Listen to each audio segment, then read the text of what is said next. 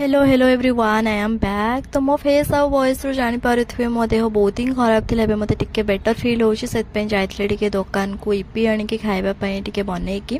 तो गला परे दुकान बंद थिला, टिके समय वेट कली। तापरे मौसा आसिक दुकान खोलिले। देन खोलिला परे मु धरिके पळे आसली मोर स्नैक्स आ इपी।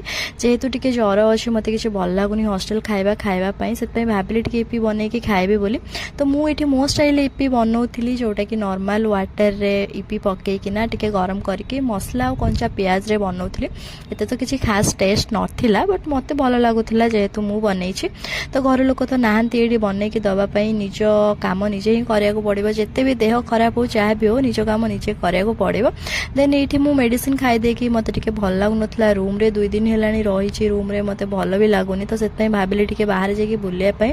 तो सीधा पळैथली छातपुर को। छातपुर टिके बुलिली आ बुलिकी आसी गली रूम को। रूम को आसला परे एठी सांग देला गोटे होली रो चॉकलेट, जोटा कि आगु को आसुची होली, सेत पई समस्त को आड।